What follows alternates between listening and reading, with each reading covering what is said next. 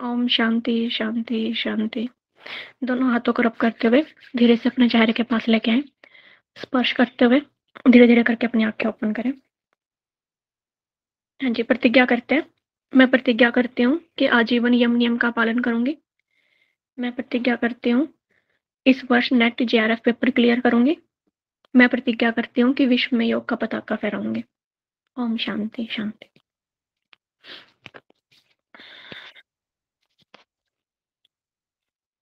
हाँ जी, आप सभी को मेरी आवाज और मैं दिखाई दे रही हूँ? Yes, ma'am. All visual. Okay, बढ़िया। तो बताओ आप सब कैसे हो? फर्स्ट क्लास, बढ़िया, मजे में, मौज हो रही? मस्त मैम, मौज हो रही है। बिल्कुल, तैयारी चल रही है? चल रही है मैम। तैयारी अच्छी चल रही है? मैम अच्छी नहीं बट चल रही है। ओके, तो अच्छे से चलाओ तैयारी को, है ना? अभी तो जी मैम। तैयारी करनी चाहिए, अभी टाइम ही नहीं है आपके पास। अब तो बस शुरू कर दो, लगे रहो बिल्कुल, है ना? चलो, तो मैं भी पूछती हूँ आप लोगों से। एक मिनट। हाँ जी, रोशनी जी कैसे हो आप? हाँ ठीक हूँ मैम। श्वेता जी आप कैसे हो? अच्छी हूँ मैम, आपके जैसे। बिल्कुल बढ़िया। यहाँ ना लड़कियां ज्यादा कनेक्टेड है, लड़के बहुत ही कम है। योग में हो क्या रहा है? विक्रम सिंह उन्हें कैसे हो आपको आप? देखा नहीं है मैम, इसीलिए अब। एकदम बढ़िया ma'am, first class. Okay, Mahesh ji आप कैसे हो? अच्छे मैम, बिल्कुल। थोड़ा सा परिसर है जिसके ओके, कारण योग दर्शन के सूत्र तो याद नहीं हो रहे मैम, बंद हो गया, अब याद होंगे। मैं बताती हूँ। देखो, योग दर्शन के सूत्र वैसे तो अच्छी बात है, आप याद कर लो तो सबसे बेस्ट है। लेकिन मेरे को खुद ही याद नहीं है ना? मेरे को एग्जैक्टली याद नहीं है, पूरे पूरे याद नहीं है।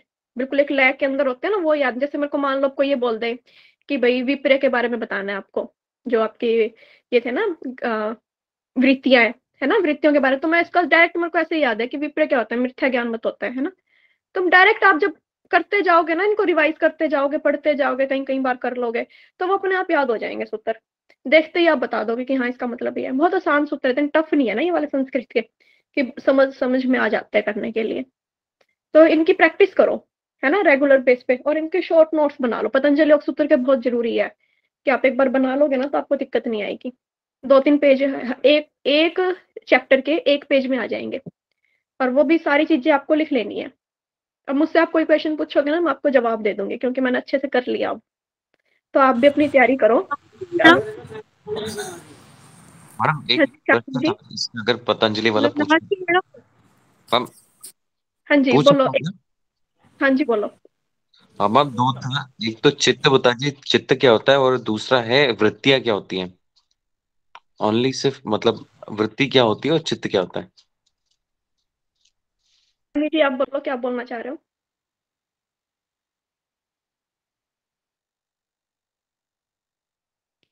हाँ जी बोलो, क्या बोल रहे हो आप? मैं क्या मैम? नहीं, शालिनी जी को बोल रही हूँ मैं। Hello ma'am. ओके, हेलो हाँ जी बोलो। मैम, नमस्ते। मैं ना तो स्कूटी चला रही हूँ, अगर मेरा रेस हो जाएगा ना एंड तो आप परेशान मत होना। सॉरी। ठीक है, आप आराम लीजिए। अब मैं समझ गई, आपका यही टाइम होता है स्कूटी चलाने का। मैम एक बात मुझे बोलना था, बोलूं क्या? हाँ जी, चिंकी। एक्चुअली मैंने ना आपका रिकॉर्डिंग देखा, मैं आपको फर्स्ट क्लास में मतलब नहीं ले पाई थी। इतना मजा आया मैम ना कि 4 श्लोक तो आपके क्यूट स्माइल देखे ही याद हो जाने हैं, लेकिन छोटे छोटे वाले ज्यादा तो नहीं, क्योंकि संस्कृत पढ़ना ही नहीं आता मुझे। मैंने संस्कृत कब करवाई आपको? एक्चुअली मैम मेरा प्रॉब्लम, नहीं नहीं संस्कृत नहीं करवाया आपने, आप तो इसका ही क्लास ले रहे हैं ना। और आपका मोटिवेशन क्लास भी मैंने ज्वाइन किया था, कम्युनिकेशन ही तो ले रहे हैं आप। हाँ जी, तो फर्स्ट वाले में मैं नहीं थी मैम, सेकंड वाला मैंने क्लास लेते लेते लिया है। देखिए मेरे क्लास चल रहा है एक्चुअली। देखो चिंकी जी, पता क्या बात होती है? अरे देखो कितना मेरे को वीडियो कॉल कर, अरे प्रैक्टिस कर रहे हैं आप, तो आपका सेशन चल रहा है थोड़ा इन मेरा पे। सेशन चल रहा है मैम, फिर भी ले रही हूँ मैं। बात है, बहुत अच्छा है। आप इतनी आप लोगों के अंदर लगन है ना कि आप साथ में 2 काम कर रहे हो और ये ज़रूरी है आपके लिए, तो ये बहुत अच्छी बात है। थैंक ठीक यू है? मैम। भावेश जी, आपका जो क्वेश्चन था ना, चित्त क्या होता है और वृत्तियाँ क्या होती है? बस सिंपल डेफिनेशन में बता देती हूँ कि वैसे तो देखो कोई भी आप किसी से पूछोगे ना चित्त क्या होता है, तो आपको वो बोलेगा कि मन, ठीक है? आप मन को चित्त का नाम दिया गया है। लेकिन जब आप एक उत्तराखंड वालों की ना एक योग सूत्र की बुक आती है पूरी की पूरी, जिसमें व्याख्या पूरी होती है हर एक चीज की, वो तो छोटी सी है 20 रुपए वाली, तो जब हम मास्टर्स करते हैं तो उसमें एक मोटी बुक विद एक्सप्लेनेशन, उसमें देखना आप जाके स्टार्टिंग के पेज में, एक बार आपको ये चित्त और अगर वृत्तियां समझ आ गई ना, तो आपको पूरा पतंजलि योग सूत्र समझ आ जाएगा। चित्त, देखो चित्त वैसे तो एक काल्पनिक चीज है ना, हमारे जैसे हम बोलते हैं ना कोश, एनर्जी, ये बायोलॉजिकल हमें दिखाई नहीं देते, लेकिन एक्चुअल में एग्जिस्ट तो करते हैं ना हमारे, मतलब अभी तक अगर इनको देखने के इंस्ट्रूमेंट नहीं बने, तो हम ये नहीं कह सकते कि ये एग्जिस्ट नहीं करते। पहले तो कोई कोशिश, जो सेल है, सेल को भी तो पहले ये बोल सकते थे कि ये तो एग्जिस्ट ही नहीं करती, लेकिन अब हम क्यों मानते हैं कि सेल एग्जिस्ट करती? क्योंकि इसको देखने के लिए हमारे पास इंस्ट्रूमेंट अवेलेबल है। तो इसी प्रकार हमारी बॉडी के अंदर बहुत सारी चीजें ऐसी होती है जिनको हम देख नहीं पा रहे अभी तक, क्योंकि हमारे पास ऐसी टेक्नोलॉजी नहीं है, लेकिन वो एग्जिस्ट करती है।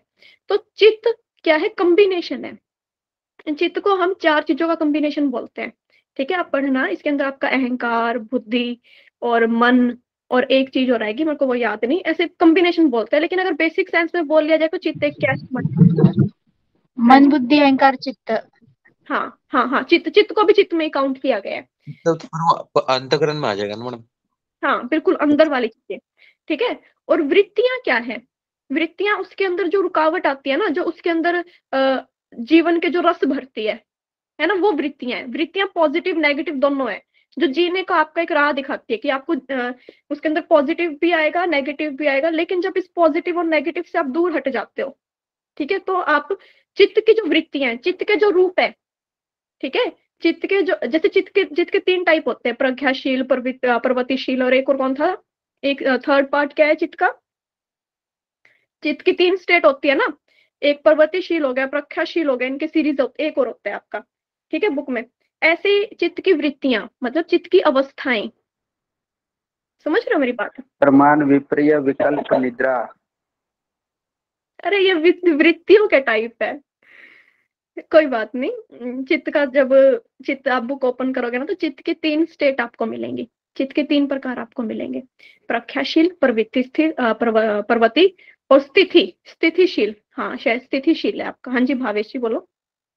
मैम अभी क्या हुआ था, थोड़े टाइम पहले ही मैं किसी सज्जन से मिला था, तो थोड़े वरिष्ठ थे, उन्होंने मुझसे ही पूछा कि चित्त क्या है और वृत्तियां क्या है।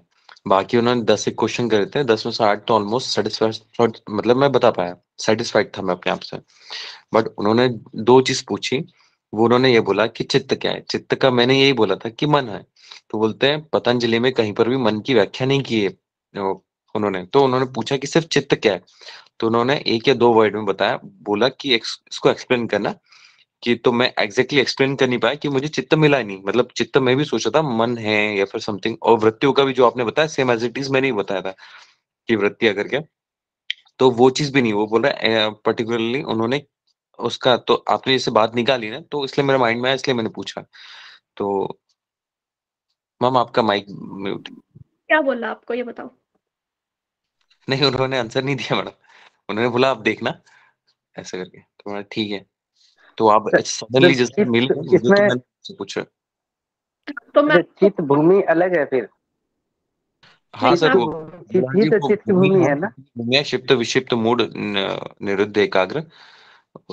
तो क्वेश्चन सिर्फ यही था कि चित्त क्या है और वृत्तियां क्या है, ऐसा। ठीक है, मैं कोई मैं बात। बताऊं मैम, एक ही वर्ड में, मैम एक वर्ड में बताऊं मैं, सिर्फ 2 लाइन में। चित्त बोल तो देखना या अनुभव करना, ये चित्त होता है। वृत्तियां बोल तो ये देखने के बाद हमारे चित्त में जो विचार चलते हैं, वो वृत्तियां होते हैं, कुछ देखने के बाद और अनुभव होने के बाद। योगी का चित्त तो शांत हो जाता है, तो उसको कुछ देखने के बाद विचार ही आते नहीं है, तो वृत्तियां नहीं उठती है। बिल्कुल बिल्कुल सही बात। मैडम कम्युनिकेशन की क्लास ले रही है। अरे चिंकी जी टेंशन ना लो, मैं communication first paper, second paper, कोई भी यूनिट, कोई भी टॉपिक कुछ भी समझा सकती हूँ, या वो मेरे सिलेबस से भी रिलेटेड ना हो। कॉमर्स का भी होगा ना, आर्ट, कॉमर्स, बायोलॉजी, ठीक है, मैं ये भी समझा दूंगी। अरे मैं करवा दूंगी। सिर्फ मेरे को एक बार मेरे आगे अगर मटेरियल है तो मैं समझा देती हूँ, कोई दिक्कत नहीं आती समझाने में, ठीक है। और भावेश जी, आपकी जहाँ तक चित्त और वृत्ति की बात है, ये मैं आपको बहुत अच्छे से क्लियर करूंगी। आप मेरे को एक बार क्लास के बाद कांटेक्ट कर लेना, ठीक है। तो हम टॉपिक शुरू, हाँ जी, कम्युनिकेशन का शुरू करते हैं। और मैं इतना बोलती हूँ आप लोगों को, आप कोई भी टॉपिक प्रिपेयर कर रहे हो, पेपर 1 पेपर 2, उसको लॉजिक के साथ प्रिपेयर करो। लॉजिक बहुत जरूरी है लाइफ में। ऐसे ही नहीं कि जो ग्रंथों में लिखा है आपने वो मान लिया, उसको अपने रेगुलर लाइफ से रिलेट करके देखो, ठीक है। अब देखो क्या बोलते हैं आप, एक लॉजिक की बात मैं बताती हूँ जो मैंने लगाया। मैं हमेशा से ना थोड़ा सा लॉजिक से चलने वालों में से थी, अभी भी हूँ, ऐसे ही चलती हूँ मैं।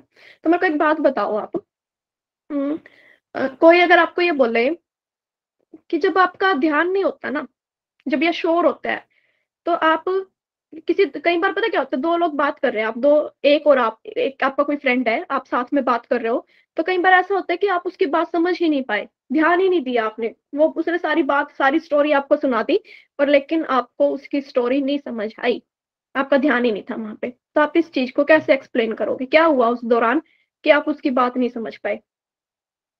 मन बताओ नहीं मेरे था उधर, मन को। या उधर नहीं था, इसके लिए ध्यान नहीं। किसी बच्चे को एक्सपेरिमेंट करवाना है आपको एट प्रेजेंट, तो आप बताओ उसको कैसे एक्सपेरिमेंट करवाओगे? ये तो हम अपने ग्रंथों की लैंग्वेज में बोल देंगे, एक्सपेरिमेंट के थ्रू कैसे बताओगे, कैसे प्रूफ करोगे कि अब तू बता कुछ सुन पा रहा है कि नहीं सुन पा रहा? से वो चीज पूछेंगे मैंने क्या बताया। हाँ जी, और कोई? फिर मैं आपको मैम उनको रिस्पॉन्स करना पड़ेगा जो हम कुछ पूछ रहे हैं तो। मैं बताती हूँ। अब आप फिर मेरे को बताना कि ये सही है क्या गलत है। आपके पास कुछ भी खाने का हो, आप उसको ये बोलना, जो करारी चीजें नहीं होती, जो बिल्कुल करारापन होता है जिनके अंदर, जैसे चिप्स हो गए या पापड़ हो गए बिल्कुल करारे करारे, उनको ये बोल कि तू पापड़ खा, पापड़ खा ले, चिप्स खा ले।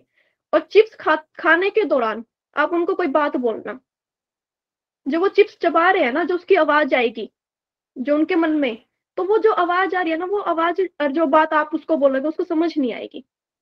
इससे क्या होता है कि वो समझ क्यों नहीं पाया आपकी आवाज को, क्योंकि उसके अंदर एक आवाज चल रही है, उसके अंदर कुछ और चल रहा है, उसके अंदर कोई और विचार आ रहे हैं। ये करके देखना, जब आप कुछ खा रहे होते हो ना, तो आपको खाने की उस करारेपन की आवाज आएगी आपकी बॉडी के अंदर, और वो करारेपन की आवाज जो दूसरे बंदे ने कोई बात बोली है ना, उसको रोक लेगी। वो आप क्लियरली समझ, कुछ अगर बिल्कुल ही ध्यान वहां पे रखोगे कि अब तो नेचुरल वे में देखना कि अगर जब आप कुछ खा रहे होते हो करारी चीजें और कोई दूसरा बंदा आपको कोई बात बोल रहा है, तो आपको उसकी बात क्लियर समझ नहीं आती। ऐसा ही हमारे साथ भी होता है, जब हमारे मन में कुछ और विचार चल रहे होते हैं ना, उनका शोर होता है माइंड में, जिस वजह से हम दूसरे की बात नहीं समझ पाते।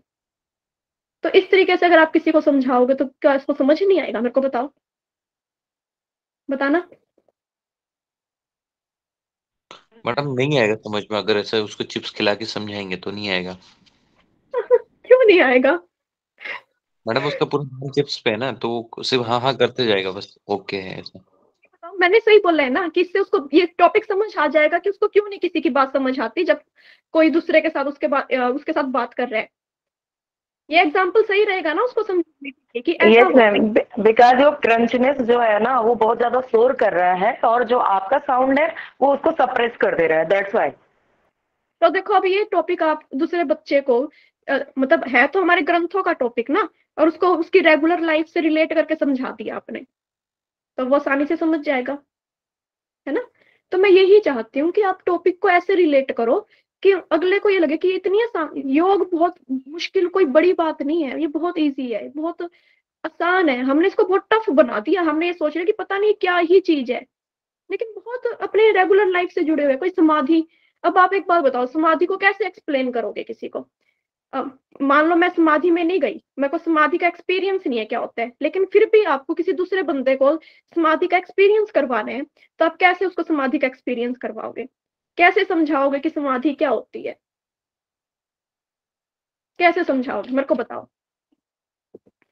मैडम समाधि में यही बोलेंगे कि चित्त वृत्तियों का निरोध हो जाता है, मतलब इन द सेंस आपकी सारी वृत्तियां शांत हो जाती है और आप मतलब एकाग्र अवस्था होती है, बस भावे, निरुद्ध हो जाता है। ये तो हमारे ग्रंथों की बात होगी। कोई अपने ग्रंथों से रिलेट ना करता हो चित्त की वृत्तियां, किसी को वृत्तियां चित्त नहीं पता होगा तो समाधि क्या समझेगा? हाँ मैडम। है ना। मैं बताती हूँ, ये मेरा उसको टॉपिक ना बोलूंगा जब बोलूंगा जीते जैसे अच्छा ठीक है, मरते हैं लोग, कैसे मर जाते हैं, हाँ जी, चलो बिल्कुल मेरी जैसे हाँ अब हाँ, पहले एक बार मेरी बात सुनो फिर बताना, ठीक है। ये ना मेरे प्रेजेंटेशन का टॉपिक था, समाधि। मैंने हमारी क्लास में प्रेजेंटेशन दी थी इस टॉपिक के ऊपर। तो देखो, पहले आप क्या करो, जब समाधि का टॉपिक आप किसी को टीच कर रहे हो, पहले समाधि के टॉपिक की 2 डेफिनेशन दे दो। समाधि क्या होती है? आत्मा, वो सिचुएशन होती है, वो स्टेज होती है आपकी जिसमें आपकी आत्मा और परमात्मा का मिलन होता है, ठीक है। समाधि बोलते हैं ना कि कई ग्रंथों में अलग अलग डेफिनेशन है। एक में क्या दिया है कि आत्मा और परमात्मा का मिलन क्या कहलाता है? समाधि कहलाता है। समझ गए इतनी बात, हाँ या ना? जल्दी बोलो, कम्युनिकेशन भी करना है, हम जी समाधि पे। मैम। जी जी हाँ जी जी जी। मैम, हाँ जी मैम। ठीक है, आत्मा परमात्मा का मिलन समाधि। अब ये बात मेरे को समझानी हो तो मैं कैसे समझाऊंगी? सबसे पहले मेरे को ये बताओ कि आज तक आप लोगों ने ये बात सुनी है कि हर वस्तु के अंदर परमात्मा का अंश है? सुना है? Yes ma'am. जी मैम। और जो परमात्मा को ना मानता उसको बोल दो कि हर वस्तु के अंदर एनर्जी है कि नहीं है? मान लेगा, यस मैम। है ना। उसको परमात्मा परमात्मा बोल दो, एनर्जी वालों को एनर्जी बोल दो, ठीक है। तो मैंने क्या बोला कि हर वस्तु के अंदर ना परमात्मा का निवास होता है। हमारे अंदर भी गॉड है, नॉन लिविंग थिंग्स है, उनके अंदर भी एनर्जी है, उनके अंदर भी गॉड है। तो समाधि वो स्टेज होती है जिस स्टेज के अंदर आपके अंदर का जो परमात्मा है ना, आपके अंदर जो गॉड का अंश है, वो अंश उभर आता है, ठीक है। वो अंश एक्टिवेट हो जाता है, और एक्टिवेट होने के बाद आप उस गॉड की तरह बिहेव करने लग जाते हो, जो उस परमात्मा की तरह बिहेव करने लग जाते हो। बिल्कुल एग्जैक्ट आप परमात्मा नहीं बन जाते, लेकिन उसके कुछ गुण आपके अंदर आ जाते हैं, और वो सिचुएशन समाधि कहलाती है। उस सिचुएशन में आप समाधि पे हो। इसका एग्जाम्पल ऐसे दे दो बच्चों को कि आपने देखा है वो टीवी सीरियल आते हैं ना, जिसमें एक लड़की, नॉर्मल लड़की होती है, लेकिन एकदम से वो शेरा वाली माता बन जाती है, या कोई कोई नॉर्मल लड़का होता है वो हनुमान बन जाता है, कोई भी परमात्मा, कोई भी ऐसे कोई भी गॉड बन जाता है। तो उसमें क्या होता है कि वो नेचुरल था, लेकिन उसके अंदर कुछ, उसने कुछ ऐसे स्टेप को फॉलो किया, कुछ ऐसे पैटर्न को फॉलो किया, जिससे उसके अंदर जो वो एनर्जी थी वो एक्टिवेट होगी। और वो एनर्जी एक्टिवेट हुई तो जो परमात्मा का अंश था वो उसके अंदर आ गया, उसको कुछ सिद्धियां मिली। अब वो डिपेंड करता है कि उसने किस रास्ते को फॉलो किया। जिस रास्ते को फॉलो किया होगा उसी के अकॉर्डिंग उसको वो सिद्धि मिलेगी। और वो सिद्धि भी तो परमात्मा परमात्मा के पास तो सारी सिद्धियां हैं, कॉम्बिनेशन है। लेकिन जो समाधि में आएगा उसके पास कुछ एक सिद्धियां आएंगी, जिस समाधि के लिए, जिस सिद्धि से उसने वो समाधि प्राप्त की है, जिस रास्ते से उसने समाधि को प्राप्त किया है। तो सिर्फ समाधि के अंदर क्या होता है कि आपके अंदर की जो एनर्जी है वो एक्टिवेट हो जाती है, और आप उस परमात्मा की तरह बिहेव करने लग जाते हो। जैसे टीवी सीरियल में होता है कि एक नॉर्मल लड़की है और उसके 4 हाथ पैर, वो माता शेरा वाली रूप धारण कर लेती है। वो ऐसे ही आपकी बॉडी के साथ भी होता है। आप ह्यूमन ही रहते हो, लेकिन आप बिल्कुल निस्वार्थ हो जाते हो। जैसे कैरेक्टरिस्टिक्स गॉड के होते हैं, वैसे कैरेक्टरिस्टिक्स आपके अंदर आ जाते हैं। ये समाधि है, वो सिचुएशन होती है। तो अब समझ आया? तो मैं ये चाहती हूँ कि आप इस तरीके से टॉपिक को समझाओ।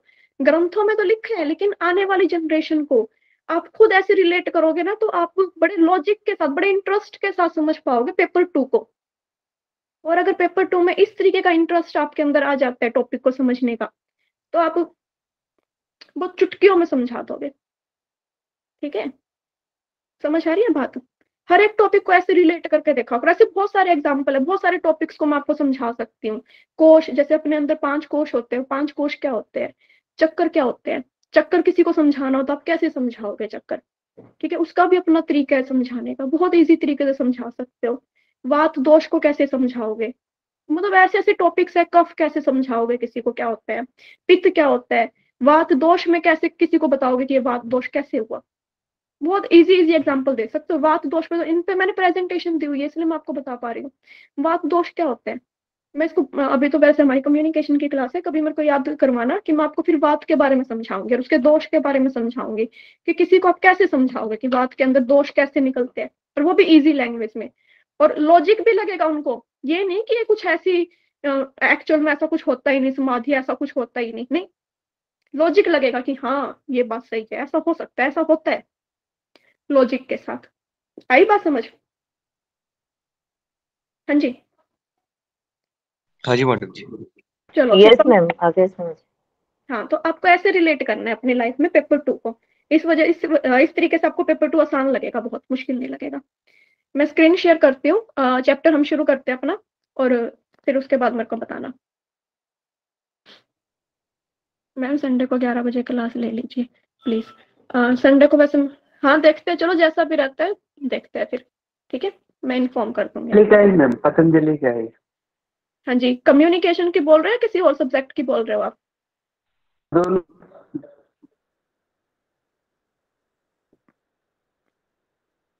आवाज नहीं आ रही मेरे को, ठीक है।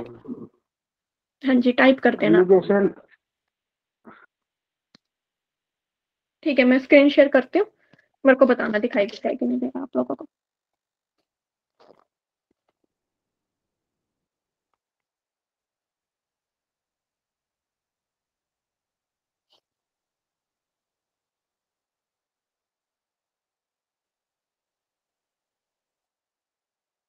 हाँ जी, दिखाई दे रहा है आपको?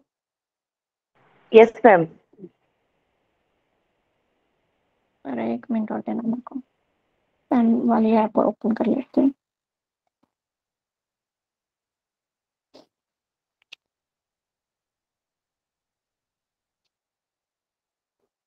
हाँ जी, अब बताओ दिखाई दे रहे हैं? हाँ जी मैम, दिख रहा है। चलो, हमें चैप्टर 8 शुरू करना है, हमारा क्लासरूम कम्युनिकेशन। बहुत बेसिक चैप्टर है ये, इसमें सब चीजें बेसिक आसान है, बहुत ज्यादा इजी समझ आ जाएगा आपको।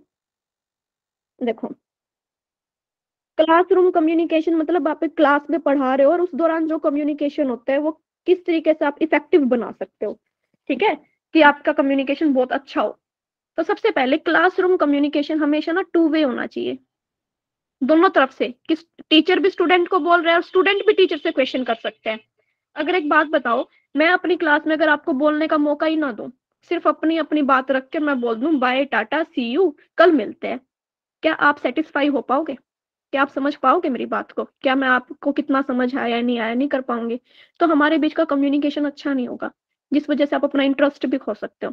तो 2 वे फ्लो का मतलब क्या होता है कि दोनों तरफ से, टीचर ने भी स्टूडेंट्स को बोला, स्टूडेंट्स ने भी टीचर को बोला। तो इफेक्टिव कम्युनिकेशन क्या होता है, teacher has a good speaker भी होना चाहिए, और as well as active listener. सिर्फ सुनना नहीं, एक्टिव, अच्छे तरीके से सुनना। अगर एक बात बताओ, आपने मेरे को कोई बात बोल दी है, आप कई बार क्या होता है कि मेरे को आप एग्जांपल देते हो कि मैडम इस क्वेश्चन का, इस टॉपिक का ये एग्जांपल हो सकता है, और अगर मैं आपकी बात ना सुनूं और मैं ऐसे ही बोल दूं हाँ हाँ हाँ आप बिल्कुल सही हो, और क्या पता आपने गलत एग्जाम्पल दिया हो, और आपको लगेगा कि मैडम ने बोला है सही है, तो आप उस गलत को सही मान लोगे। तो यहाँ पे टीचर को स्पीकर बोलना भी आना चाहिए और सुनना भी, एक्टिव होके, तो आपका कम्युनिकेशन अच्छा हो पाएगा। अब मैनेज कैसे करोगे, क्या क्या चाहिए आपको इफेक्टिव कम्युनिकेशन के लिए? बी क्लियर, साफ स्पष्ट शब्दों में आपको समझाना है, ठीक है। कीप प्रिसाइज, एक्यूरेट होना चाहिए, शॉर्ट सिंपल होना चाहिए, ठीक है।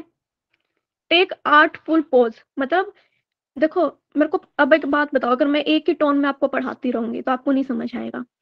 कहाँ पे मेरे को रुकना है, कहाँ पे मेरे को तेज बोलना है, कहाँ पे धीरे लेके जाना है, कहाँ पे मेरे को ये बात बोलनी है कि यहाँ ध्यान दो, ये इस पॉइंट पे ध्यान देना। तो एक कम्युनिकेशन के दौरान पॉज लेना भी बहुत जरूरी होता है, थोड़ी देर रुकना भी जरूरी है ना। अब जैसे मैंने अभी यहाँ पे कुछ सेकंड का ब्रेक दिया, फिर मैंने अपनी बात को रखा। अपने स्टूडेंट्स के बारे में जानना जरूरी है। जब तक आपको उनकी स्ट्रेंथ और वीकनेस का नहीं पता होगा, तब तक आप अपनी टीचिंग में इफेक्टिवनेस नहीं लेके आओगे। और फिर जब आपको ये पता चल जाएगा कि इस स्टूडेंट के अंदर ये कमी है, और उसी अकॉर्डिंग फिर आप उसके साथ कम्युनिकेशन करोगे, ठीक है। और मजाक भी करना चाहिए भाई, है ना, क्लास बिल्कुल सीरियस नहीं होनी चाहिए। सीरियस से बोरियत आती है, और बोरियत से फिर टॉपिक अच्छे से नहीं समझ पाते। क्लास में अगर थोड़ा फन एलिमेंट आता रहेगा ना, तो मजा आता है ना। अब आपको फन एलिमेंट आता है कि नहीं आता मेरी क्लास में, फटाफट बताओ। यस मैम, बहुत सारा। हाँ जी मैम, बहुत मजा आता है। बिल्कुल, बस फिर ऐसा ही होना चाहिए, है ना। तो इसलिए अब देखो 6 पॉइंट क्या है, मैं अब फिर एक्सप्लेन करने लग जाऊंगी। एम्पैथी मैंने बहुत बार समझा दिया, समानुभूति, ठीक है, कि आपको एग्जैक्ट, अब मैं आपकी सिचुएशन को समझ पाऊँ कि अभी इस टाइम आपके ऊपर क्या प्रेशर होगा, है ना, क्योंकि मैं इस चीज से डील कर चुकी हूँ और मैं अभी भी कर रही हूँ, मैं भी उसी कंडीशन में हूँ, है ना। एम्पैथी का होना बहुत जरूरी होता है एक टीचर के लिए। अब तभी तो एक्सपीरियंस शेयर कर पाओगे। अब मैं, अगर मैंने ग्रेजुएशन नहीं की होगी, तो मैं कैसे ग्रेजुएशन वाले बच्चों को पढ़ा पाऊंगी? प्रमोट इक्विटी, हर एक के साथ इक्वल बिहेव करना, कुछ कोई छोटा बड़ा नहीं होता भाई, ऐसे कोई भेदभाव नहीं करना, ठीक है। अब मेरी क्लास के अंदर बहुत सारे मुझसे बड़े बड़े भी है ना, तो मैं बड़ों को ज्यादा तवज्जो दूं, ठीक है, छोटों को इग्नोर कर दूं, ये ऐसे नहीं होता। इक्वालिटी में आपको लेके चलना है हर किसी को, तो भी आपका कम्युनिकेशन बड़ा अच्छा होगा। स्टूडेंट को टाइम, अब आप मुझसे क्वेश्चन पूछ सकते हो कि नहीं पूछते, मैं तो खुद ही आपको कितनी बार बोलती हूँ कि बताओ क्या दिक्कत है, कहीं कुछ समझ आया, क्या कमी रही, बोल सकते हो आप, है ना। बीच बीच में भी मैं आपसे पूछती हूँ कि आपको ये समझ आया कि नहीं आया, कोई दिक्कत है कि नहीं है। स्टूडेंट को एनकरेज भी करना जरूरी है ताकि वो पार्टिसिपेट करे, स्टार्टिंग में, लास्ट में, या मैं आपसे एग्जाम्पल, क्या मेरे को एग्जाम्पल नहीं पता होंगे, अगर मैं आपको एक टॉपिक पढ़ाने के लिए आई हूँ और मैं आपसे पूछती हूँ कि बताना इसमें क्या, हम इसका क्या मतलब हो सकता है, क्या मेरे को उस बात का मतलब नहीं पता, पता है मेरे को, लेकिन मैं आपको भी इन्वॉल्व करना चाहती हूँ क्लास के अंदर, कि आप इन्वॉल्व हो, आप अपने पॉइंट को रखो, ठीक है। नेक्स्ट, फेशियल एक्सप्रेशन, भाई मेरे तो फेशियल एक्सप्रेशन बहुत ही निकलते हैं, और मैं आपके फेशियल एक्सप्रेशन जब आप मेरे को दिखाओगे तो मैं समझ पाऊंगी, है ना। तो बहुत जरूरी होता है ये इफेक्टिव कम्युनिकेशन के लिए। फिर दोबारा से वो आ गई क्वेश्चन, मैं भी क्वेश्चन पूछ सकती हूँ आप लोगों से, है ना, तो भी कम्युनिकेशन अच्छा होगा। मोटिवेट करना है हमें स्टूडेंट्स को, जो कि मैं आपको करती रहती हूँ, है ना। क्लासरूम एक्टिविटी प्लान करनी है, ये भी बहुत जरूरी है इफेक्टिव कम्युनिकेशन के लिए। बैड बिहेवियर को टॉलरेट नहीं करना, ये बहुत इंपॉर्टेंट पॉइंट है। कई बार ना टीचर ज्यादा फ्रैंक होने के चक्कर में, ठीक है, ज्यादा अपने आप को ये दिखाने के लिए कि मैं बहुत फ्रैंकली पढ़ाता हूँ बच्चों को, तो कई बार बच्चों के बैड बिहेवियर को भी टॉलरेट कर लेता है। ये नहीं होना चाहिए आपको। जब जहां पे आपको लगे ना कि स्ट्रिक्टनेस जरूरी है, या कहीं आपको लगे कि भाई अब आपसे ज्यादा ही हो रहा है ये, तो वहां पे रोक देना चाहिए बच्चों को कि नहीं, गलत बात है ये। सही और गलत बिल्कुल एग्जैक्ट बोलना चाहिए, इसमें कोई घबराने वाली बात नहीं होती। स्टूडेंट को चॉइस देनी चाहिए, है ना, कि आज तुम्हें करना है कि नहीं करना, बताओ, अगर तुम्हारा ये मन नहीं है तो हम कुछ और करेंगे। ये नहीं कि उन्होंने बोल दिया कि आज तो मन ही नहीं है, कुछ नहीं पढ़ते, तो अगर वो आप कुछ ना भी पढ़ा रहे हो ना, लेकिन उसमें भी कुछ ना कुछ ऐसा काम करवाओ कि उसकी लाइफ में काम आए। अब देखो, अगर हम कई बार कुछ बातें करते हैं तो उस बात में भी कुछ ना कुछ मोटिव होता है ना हमारा। मैं आपको कोई स्टोरी सुनाती हूँ, ऐसी कोई बिना लॉजिक की कोई स्टोरी नहीं सुनाती, कुछ ना कुछ लॉजिक निकल के आता है, ठीक है। रिस्पेक्ट, छोटा बड़ा हर किसी की रिस्पेक्ट करो भाई, है ना। अगर आप रिस्पेक्ट दोगे तो आपको रिस्पेक्ट मिलेगी भी, और मिलने के इरादे से दो ही मत किसी को रिस्पेक्ट, सिर्फ आप अपने लिए कि हमें हर किसी का रिस्पेक्ट करना है, वहां पे कम्युनिकेशन अच्छा होगा आपका। डिफरेंट अब वो तो आपके संस्कार बन जाएगा ना, अगर आप सबको दोगे, बस ये उम्मीद मत रखो बस किसी से। बिल्कुल, कि आपको भी वापस रिस्पेक्ट मिलेगी, है ना। फिर उसके बाद बोलते हैं कि भाई टेक्निक, अलग अलग टेक्निक का यूज करो, अलग अलग तरीके से समझाओ, कि क्लास की मोनोटोमी को ब्रेक करो। मतलब एक लेक्चर जो कंटिन्यू चलता आ रहा है उसको ऐसे कंटिन्यू मत चलने दो, बीच बीच में आप थोड़ा सा कुछ ना कुछ अलग करो। जैसे मैं बीच बीच में कई बार अपनी स्क्रीन ऑन कर लेती हूँ, या मैं पीपीटी को छोड़ के अपने आप को प्रेजेंट करती हूँ आप लोगों के आगे, वरना मेरे को क्या जरूरत है अपनी शक्ल दिखा के, या ऐसे मैं डायरेक्ट आती हूँ और पीपीटी दिखा के काम पढ़ाना शुरू कर सकती हूँ आप लोगों को, है ना। बीच में मेरे को क्या जरूरत है आपको बार बार में बोलने की कि जोर से बोलो, बोलो जोर से, जय माता दी। जय माता दी। जय माता दी। जय माता दी। हाथी घोड़ा पालकी। जय कन्हैया। लाल की। जय जय कन्हैया कन्हैया लाल। लाल की।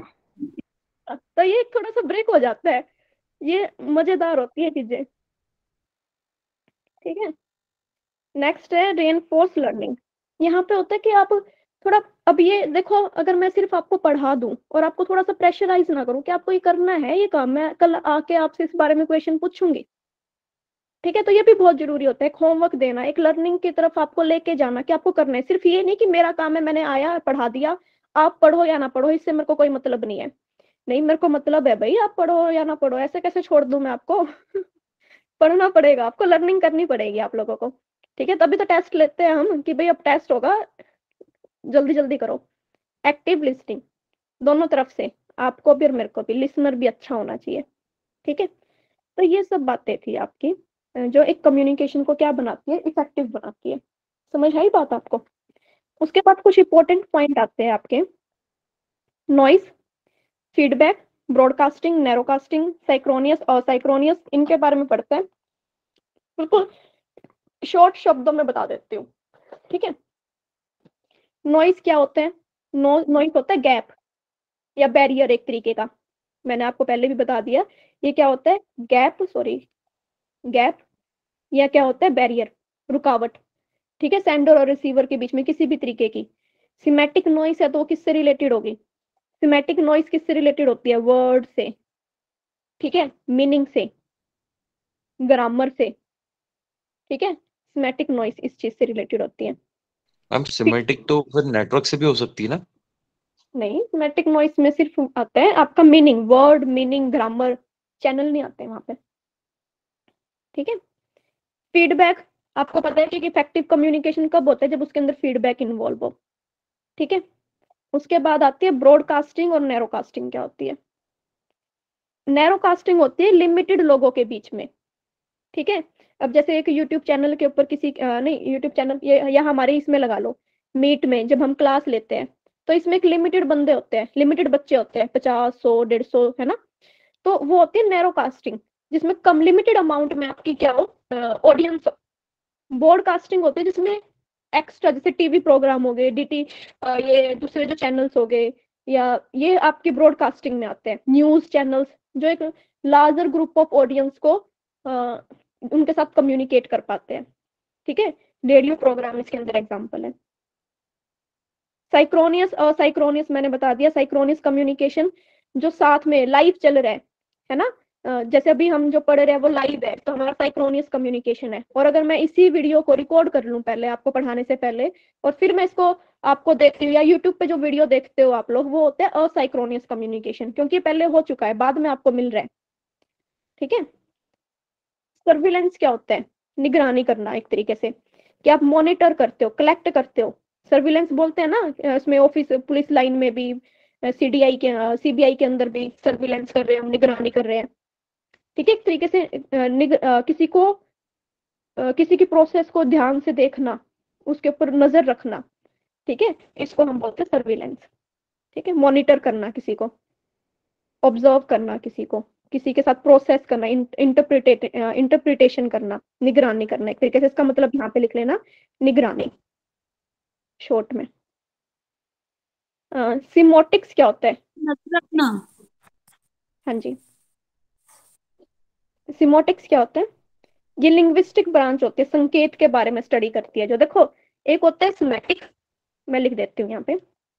एक होता है सिमेटिक, ये आपकी मीनिंग से रिलेटेड थी, वर्ड से रिलेटेड थी। एक होता है सिमोटिक्स, इसकी प्रोनाउंसिएशन देख लेना क्या है। ठीक है। ये आपकी रिलेटेड होती है किससे? साइन से।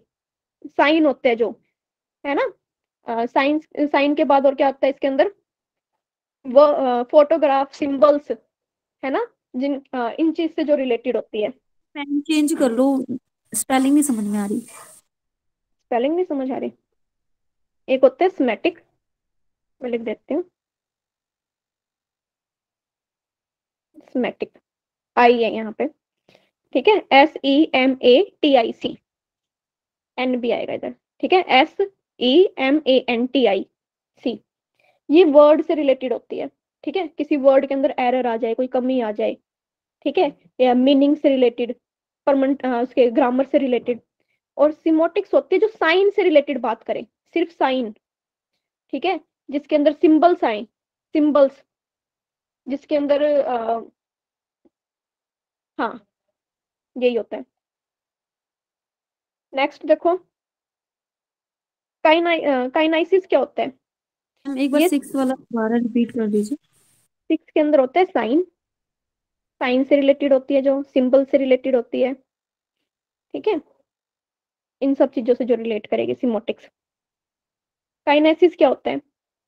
ये बॉडी मूवमेंट से रिलेटेड होती है, जेस्चर से रिलेटेड, नॉन वर्बल कम्युनिकेशन की जो ब्रांच होती है, जो नॉन वर्बल के बारे में डील करती है, जो नॉन वर्बल चीजों को स्टडी करती है, उस ब्रांच को हम क्या बोलते हैं? काइनेसिस बोलते हैं। समझ आ गई बात? नॉन वर्बल कम्युनिकेशन के बारे में जो स्टडी करता है वो काइनेसिस होता है। समझ आया कि नहीं आया? हाँ जी मैडम जी। हाँ जी। नेक्स्ट, एक प्रोमिक्स बार बताएंगे क्या? हाँ जी, ये 7th point. Fifth fifth surveillance का मतलब होता है निगरानी, नजर रखना एक तरीके से। वॉइस बहुत ब्रेक हो रही है, आवाज नहीं आ रही मेरी साफ आप लोगों को? नहीं मैम ओके क्लियर है है आवाज। हाँ जी, आपके नेटवर्क में इशू है, थोड़ा सा आप चेक करो एक बार, है ना। सर्विलेंस का मतलब होता है निगरानी करना, मतलब एक तरीके से आप पूरी मॉनिटर कर रहे हो हर चीज को, ठीक है, हर चीज की प्रोसेस को देख रहे हो किस तरीके से प्रोसेस हो रही है, ठीक है। इसको क्या बोलेंगे, प्रोमैक्सिक्स, क्या इसकी प्रोनाउंसिएशन क्या रहेगी बताना। हाँ जी, आवाज आ रही है आप सबको मेरी? हाँ प्रोक्सिमिक जी यार, की प्रोनाउंसिएशन बताना, प्रोक्सिमिक्स। हाँ ठीक है। तो ये स्टडी करती है स्पेस के बारे में। स्पेस, आप एक दूसरे के बीच में कितना स्पेस है, कितने कंफर्टेबल हो आप। दो लोग अगर मान लो कोई नए नई दोस्त है तो थोड़े से दूर होंगे एक दूसरे से। कपल होंगे जो मतलब जिनकी अभी भी नई नई शादी है, वो एक दूसरे से बिल्कुल नजदीक होंगे। एक दूसरे के साथ बैठने के तरीके से एक दूसरे के बीच में कितना डिस्टेंस है, हम बता सकते हैं कि इनके बीच में क्या रिलेशन है। जो स्पेस के बारे में स्टडी करता है, स्पेस मतलब जगह, डिस्टेंस, ठीक है, इसको हम बोलते हैं, उस ब्रांच को हम क्या बोलते हैं, प्रोमिक्स बोलते हैं, जो भी इसकी प्रोनाउंसिएशन है देख लेना, ठीक है। उसके बाद बात करते हैं हम हेलो, हाँ हाँ जी, प्रोक्सिमिक्स। उसके बाद हम बात करते हैं हेलो इफेक्ट क्या होता है।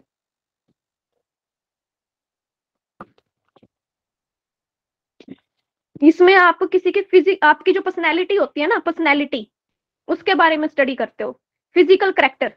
अब एक बात बताओ, आप पहले किसी कोई बंदा आपके पास आता है तो डायरेक्ट बोलता तो नहीं, आप उसकी पर्सनैलिटी देखते हो पहले।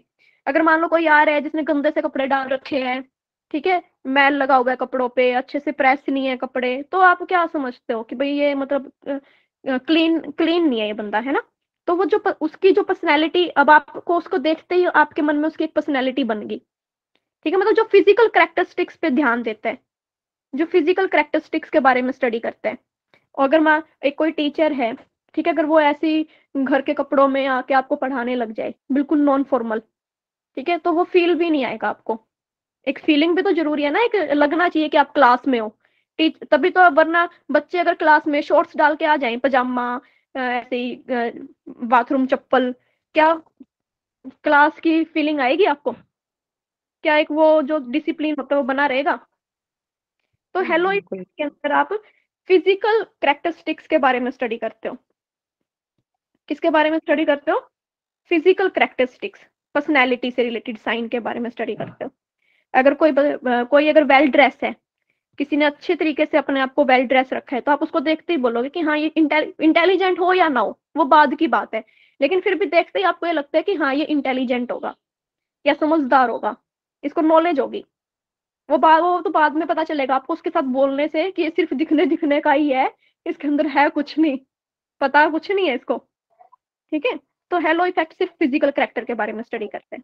आगे बात समझ, जल्दी जल्दी करते हैं अब हम। अब देखो कुछ प्रिंसिपल आते हैं, मतलब कुछ रूल आते हैं, एक तरीके से कुछ आप चीजों को जो फॉलो करोगे तो आपका कम्युनिकेशन क्लास में अच्छा होगा। तो किसके लिए, टीचर के लिए भी अपने कुछ प्रिंसिपल है, मैसेज डिजाइन के भी कुछ प्रिंसिपल है, इंस्ट्रक्शनल मेथड के भी कुछ प्रिंसिपल है, और एक एनवायरमेंट के भी कुछ प्रिंसिपल होते हैं। इनके बारे में हम स्टडी करते हैं, ठीक है। प्रिंसिपल, टीचर के अंदर क्या क्या क्वालिटीज होनी चाहिए कि एक कम्युनिकेशन को इफेक्टिव कर पाए, ठीक है। तो सबसे पहले आप अपने अंदर एक सेल्फ कंसेप्ट आपका होना चाहिए रियल, ठीक है। आप मतलब रियल चीजों के साथ डील कर पाए। आपको अपने वीकनेस, आपकी स्ट्रेंथ आपको पता होनी चाहिए, आपकी वीकनेस पता होनी चाहिए एक टीचर को, ठीक है। और acceptance of the reality and effort to realise one's potential, आपको अपनी रियलिटी का भी पता होना चाहिए कि आप एक्सेप्ट करो कि मेरे अंदर ये चीज है, इस चीज की कमी है, मेरे को ये सुधार करना है। मतलब आपको अपने बारे में तो कम से कम पता हो ना, तभी तो आप किसी दूसरे के को करवा पाओगे, जब तक आपको खुद को नॉलेज नहीं होगी, ठीक है। सेकंड क्या है कि आप जो भी सब्जेक्ट पढ़ा रहे हो उसकी आपको नॉलेज होनी चाहिए। टीचर को अपने अंदर उस सब्जेक्ट से रिलेटेड प्रोफेंसी होनी चाहिए, एक तरीके से पूरा पकड़ होनी चाहिए आपको आपके सब्जेक्ट के ऊपर, ठीक है। तो अगर आप एक अच्छे, जैसे गांधी जी ने बोला है, live as you were to die tomorrow and learn जिंदगी ऐसे जीनी है कि आप कल मरने वाले हो, और लर्न ऐसे करो कि आप हमेशा जीने वाले हो। ठीक है। थर्ड पॉइंट क्या है? Understand the learners. टीचर को लर्नर के बारे में अंडरस्टैंडिंग होनी चाहिए, इसको एक्सप्लेन करने की ज्यादा जरूरत नहीं है। इफेक्टिव कम्युनिकेशन स्किल्स, टीचर के अंदर वर्बल नॉन वर्बल दोनों टेक्निक्स आनी चाहिए। अगर सिर्फ वो वर्बल पढ़ा रहे, कई बार हमारे कॉलेज में यूनिवर्सिटीज में ऐसे टीचर होते हैं कि वो उनको नॉलेज बहुत होती है, वो उन्होंने अपने बहुत नॉलेज है, लेकिन वो समझा नहीं पाते। ठीक है, या इस क्या रीजन है? कम्युनिकेशन स्किल्स अच्छी नहीं है। अब एक बात बताओ, हमारे पीएम की पोजीशन के लिए कई लोग खड़े थे, ठीक है, कई नेताजी खड़े थे, लेकिन मोदी जी को सिलेक्शन क्यों मिला? मोदी जी को वोट क्यों मिले? क्योंकि उनकी कम्युनिकेशन स्किल्स बहुत अच्छी है। हम बहुत इतना हाँ, वो इतने अच्छे, अच्छी बातें। सिर्फ उन्होंने चाहे कुछ किया हो या ना किया, उनके बोलने के तरीके से इंप्रेस होकर लोगों ने उनको वोट दिया है। सिर्फ कम्युनिकेशन स्किल आपकी अच्छी हो ना, तो आप एक इंसान को खाली पैकेट भी बेच सकते हो, है ना, खाली मतलब कुछ भी बेच सकते हो अगर आपकी कम्युनिकेशन स्किल्स अच्छी है तो ये आपके अंदर टैलेंट होना चाहिए। नेक्स्ट है knowledge about the pedagogy and the andragogy. देखो, टीचर को ये पता होना चाहिए कि भाई आपको किस तरीके से अपने लेक्चर को प्लान करना है, ठीक है, कैसे आपको डिलीवर करना है, कैसे आप बच्चों को ये पता करोगे इवेल्युएशन आपको कैसे करनी है, इन सब चीजों का इन सब के बारे में आपको पता होना चाहिए।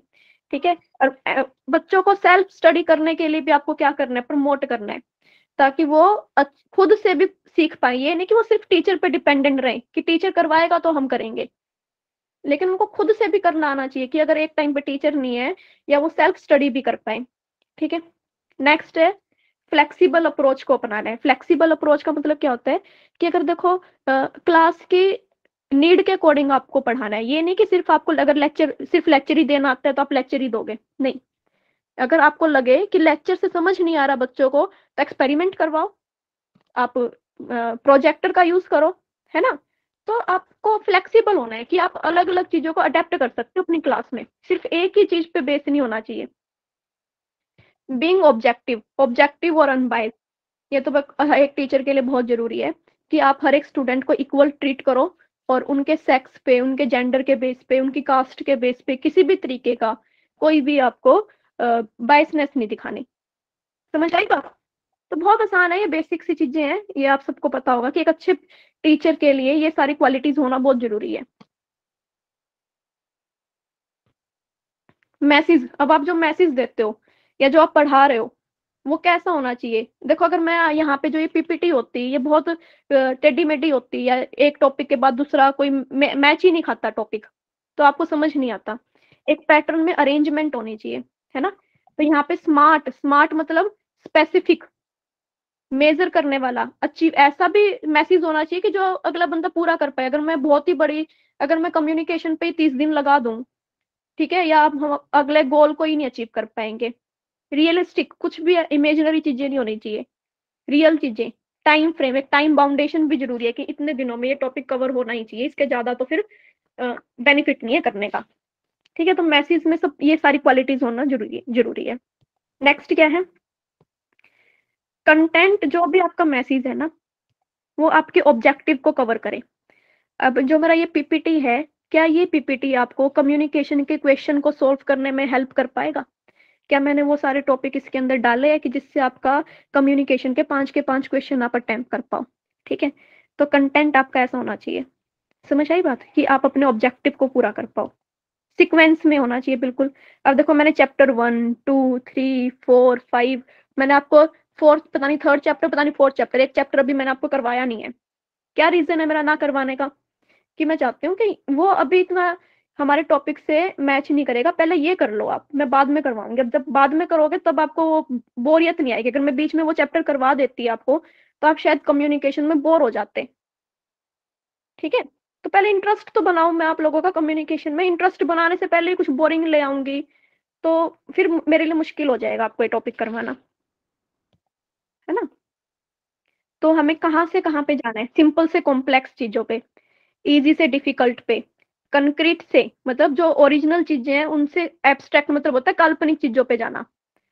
ठीक है, नॉन से अननोन, पहले कुछ ऐसा दिखाओ। अब जैसे मैं आपको समाधि की बात बताई, तो समाधि में पहले मैंने आपको बताया कि आप एक लड़की है, उसके अंदर शेरावाली आ जाती है, ठीक है? मतलब उसके अंदर परमात्मा का अंश आ गया। तो उससे आप एक अननोन चीज़ समाधि जो आपने समझी ही नहीं, देखी ही नहीं, फ़ील ही नहीं की, अब आप फ़ील कर सकते हो ना कि समाधि में क्या फ़ील होता होगा अगले बंदे को।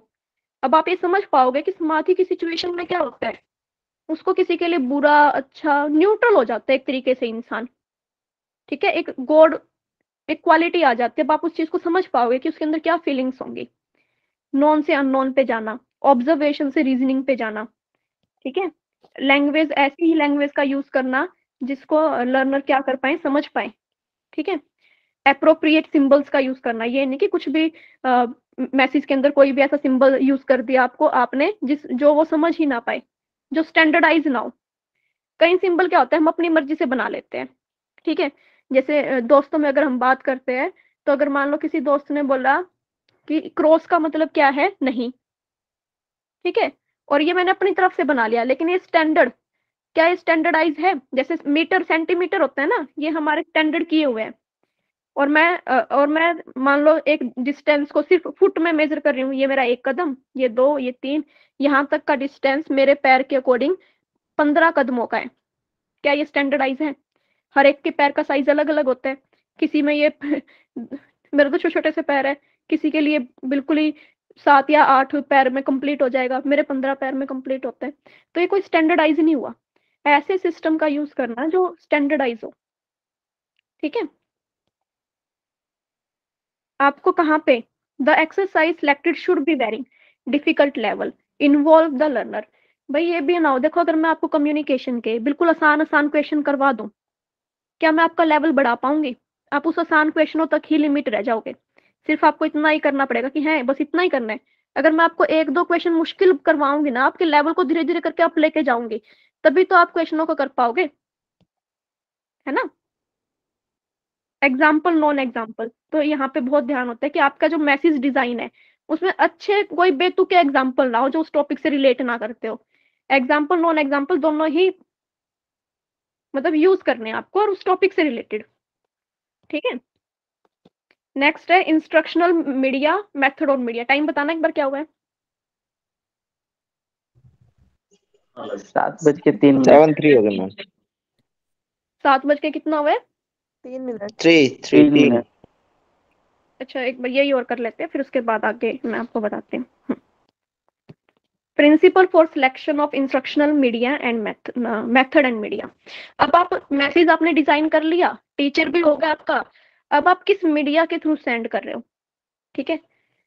अब अगर मान लो किसी के पोस्ट ऑफिस, कहीं किसी के गांव में वो नहीं है, क्या नाम है, टेक्नोलॉजी ज्यादा नहीं है, और वहां पे आप भेज रहे हो जीमेल से कोई मैसेज, और जीमेल, या किसी को जीमेल चलाने ही नहीं आती हो, है ना, और उसको मैसेज आपने जीमेल कर दिया, या किसी का जीमेल अकाउंट ही ना हो, ठीक है, फिर भी मतलब आप कुछ अकाउंट बना हुआ है, उसको चलाना नहीं आता, तो क्या वो समझ पाएगा? नहीं ना। तो आपको चैनल भी ऐसा देखना है कि अगला जिसके पास आप सेंड कर रहे हो उस तक वो चीज चली जाए, एप्रोप्रिएट हो उसके लिए, ठीक है?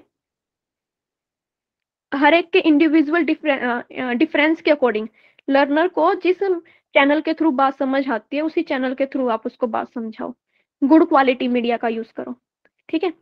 Media should not used isolation, integrated, मतलब ऐसा मीडिया ना हो कि सिर्फ एक ही कर सकता है, ठीक है? मतलब समझाती हूँ कि अगर एक वीडियो फिल्म है is used at the end of the lesson, अगर मैं एक वीडियो फिल्म को या एक स्टोरी को किसी चैप्टर के बाद मैं आपको बोलती हूँ, तो आप उसको अच्छे से समझ पाओगे, ठीक है?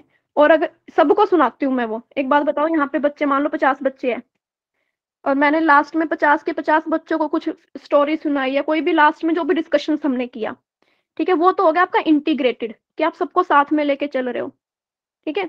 अगर आप किसी एक की तरफ ध्यान दे रहे हो, सिर्फ एक को मैं बोल दूं कि भाई तुम टाटा बाय बाय, और आप एक मेरे पास लास्ट में कांटेक्ट करना और मैं आपको फिर समझाऊंगी बाद में कि मेरे को क्या बोलना था, तो ऐसे नहीं, आपको सबको साथ लेना है। इंटीग्रेट, ऐसे मीडिया का यूज करना है कि जो सब बच्चे समझ पाए, है ना? Media should not be used in isolation, isolation होता है अकेले के लिए।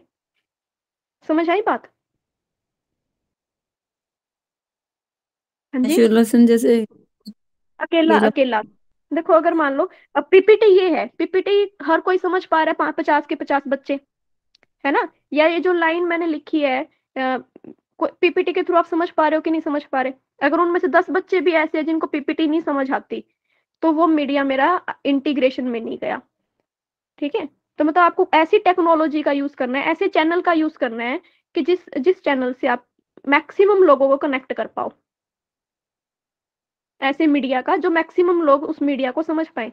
जैसे फोन, सब घरों में फोन होता है आजकल, ठीक है, तो फोन के थ्रू मैं अपनी बात रख सकती हूँ। समझ रहे हो मेरी बात? हाँ जी, समझ आई बात? जी मैम। हाँ जी, हाँ जी मैम। ये कुछ प्रिंसिपल्स थे आपके, ठीक है। उसके बाद एक प्रिंसिपल ये रहता है हमारा, कल ये चैप्टर हम कंप्लीट कर देंगे, यहाँ पे हमारा फिर ये कंप्लीट हो जाएगा, ठीक है। हाँ जी, मैं स्क्रीन शेयर, एक मिनट, रिकॉर्डिंग वो करनी, अभी आ रही हूँ मैं।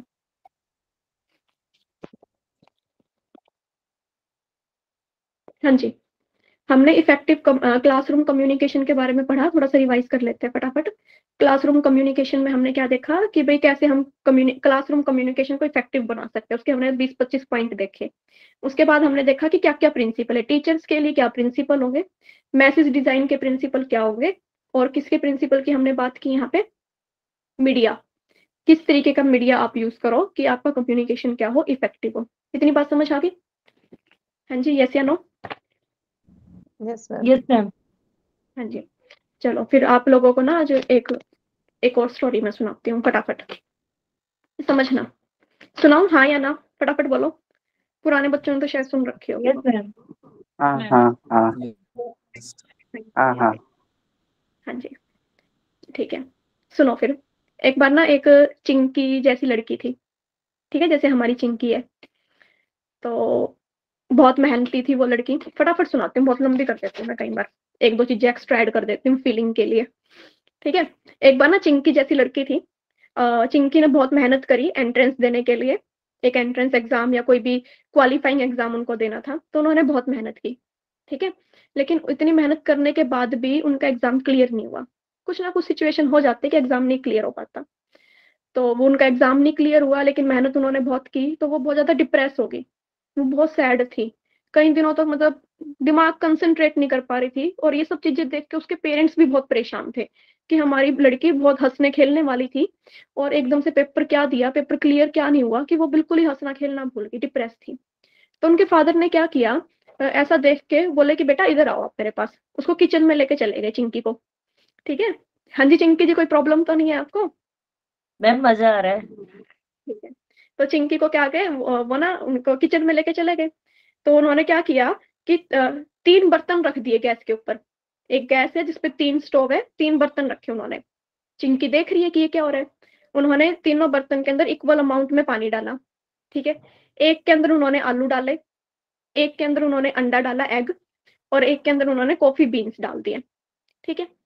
और उनको हीट मतलब गैस ऑन कर दिया और कुछ टाइम के लिए उनको हीट किया, 5 मिनट, 10 मिनट, 15, 20 मिनट तक वो उनको हीट कर रहे हैं। और चिंकी देख रही है, वो इरिटेट भी हो रही है ये देख के कि क्या कर रहे हो पापा आप, पहले ही परेशान है और परेशान बंदे को किचन में जाके खड़ा कर दो 20 मिनट के लिए, आप ये देखो।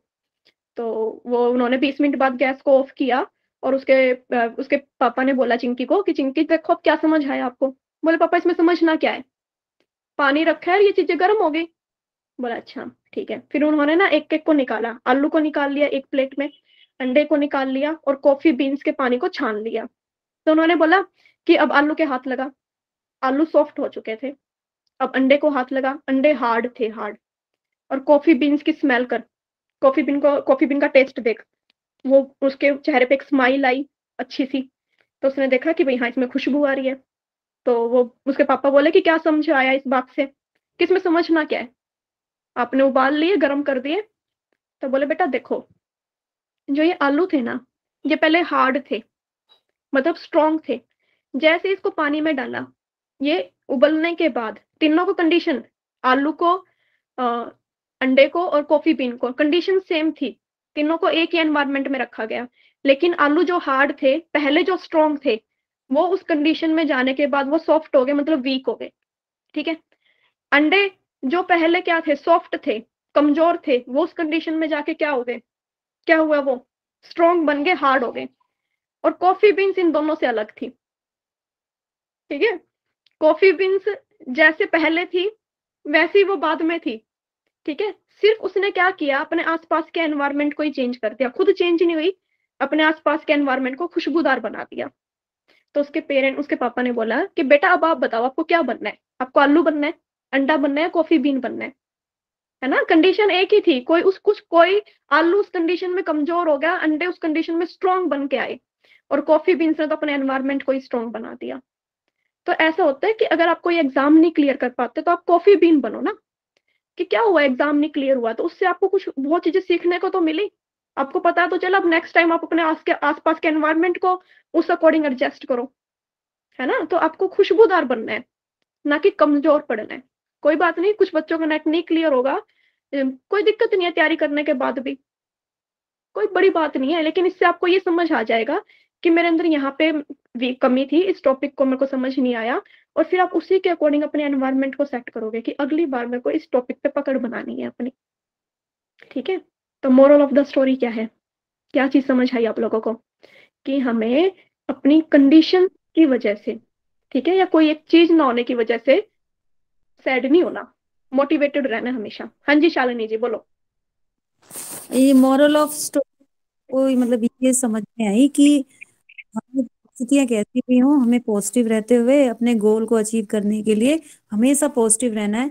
चाहे हमारा क्लियर ना भी हो इस ओके, बट हमें तो रूटीन बनाना ही है कि उसे गोल तो हमें मरते दम तक पूरा करना है। एंड मैम नॉलेज मैटर करता है, ना कि भीड़ मैटर करती है ना। अगर आपको नॉलेज है तो आप कहीं ना कहीं फील्ड में एडजस्ट हो ही जाओगे। तो जरूरी नहीं है कि नेट जीआर अगर नहीं हुआ तो मतलब आपका वैल्यू नहीं है या आपका वर्थ नहीं है। वर्थ तो तब भी है आपका, कहीं और फील्ड में होगा, दैट्स ऑल। तो हर किसी को ऐसे ही बनना है, डिप्रेस होने की जरूरत नहीं है, मेहनत करते चलो बस, ठीक है। समझ आया आपको, कोई दिक्कत किसी को किसी चीज? No ma'am, thank you so much ma'am for amazing story. Actually sometimes हम लोगों को बहुत जरूरत पड़ती है इसके। तो मैं बस मैम ऐसे हमें ही ये हाँ समझ जी में समझ आ गया, बस हमें ये समझ में नहीं आया ये कॉफी बीन्स है क्या। वो मैं कभी बाद में बता दूंगी कभी जब्बू, जब्बू बाद में बता दूंगी मैं, डोंट वरी। कभी खाया नहीं पिया नहीं है। कॉफी बीन्स क्या होता है, जैसे राजमा होती है ना, राजमा की शेप के होते हैं वो, उनसे ना कॉफी पाउडर बनता है। कॉफी बीन्स को पीस के कॉफी पाउडर बनाया जाता है जिससे कॉफी बनती है। अगर उस कॉफी बीन्स को बिना पीसे अगर आप उबालते हो तो कॉफी का टेस्ट और ज्यादा बढ़िया हो जाता है, ठीक है। कई जगह कॉफी पाउडर की जगह कॉफी बीन्स का यूज करते हैं टेस्ट को अच्छा बनाने के लिए। जी